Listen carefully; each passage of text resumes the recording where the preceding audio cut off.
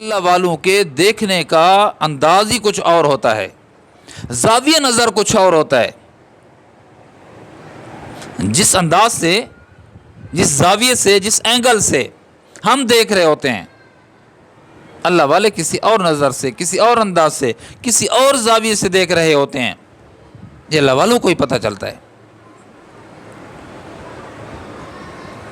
اسلام اور ہماری زندگی، اس کی چوتھی جلد کے صفحہ نمبر 26 پہ حضرت جنید بغدادی رحمہ اللہ کے ایک واقعہ لکھا ہے کہ آپ دجلہ کے کنارے جا رہے تھے، چہل قدمی کر رہے ہوں گے یا سفر کر رہے ہوں گے، تو کچھ اوباش قسم کے لڑکے کشتی پہ بیٹھ کے کشتی رانی کر رہے تھے، سیر سپاٹا۔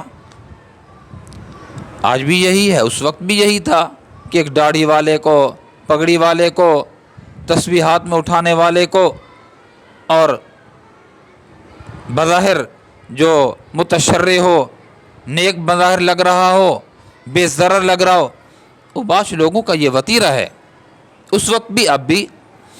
آوازیں کسنا، غلط بولنا، تالیاں پیٹنا، سیٹیاں بجانا، یہ تو معمول ہے۔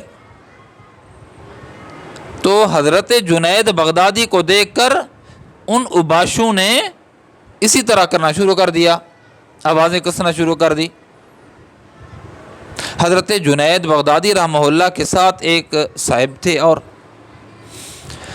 انہوں نے کہا حضرت توہین کر رہے ہیں، برا بھلا کہہ رہے ہیں آپ کو، آپ کی انسلٹ کر رہے ہیں، آپ ان کے حق میں بد دعا کر دیجئے نا، اللہ والے ہیں۔ حضرت نے فوراً ہاتھ اٹھا لیے، اسی وقت اس کے کہنے پہ ہاتھ اٹھا لیے۔ ہے عامی آدمی کے، اب دیکھیں، عامی آدمی کے دیکھنے کا زاویہ کچھ یہ تھا کہ یہ ہلاک ہو جائیں، داڑھی کی ناقدری کر رہے ہیں، اللہ والوں کی ناقدری کر رہے ہیں، دین اسلام کے شعار کا یہ مذاق اڑا رہے ہیں، یہ مر جائیں، ہلاک ہو جائیں۔ اللہ والوں کی نگاہوں میں کچھ اور ہوتا ہے۔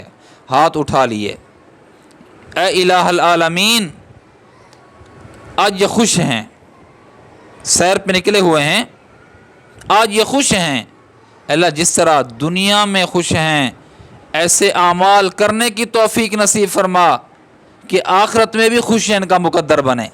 واہ واہ، کیا کہا؟ یا اللہ جس طرح یہ دنیا میں خوش ہیں ایسے اعمال کرنے کی توفیق ان کو عطا فرما کہ اخروی زندگی میں بھی یوں خوشیوں کے ساتھ رہیں اور خوشیاں ان کا مقدر بنیں۔ یہ اللہ والے بد دعائیں نہیں دیتے، اللہ والوں کی نگاہیں کہیں اور کام کر رہی ہوتی ہیں۔ اللہ والوں کے دل پہ اور دماغ پہ اللہ کا پہرا ہوتا ہے، وہ ایسے جلدی جلدی بددل ہو جانے والے یا بد دعائیں دینے والے یا چھوٹے دل والے نہیں ہوتے۔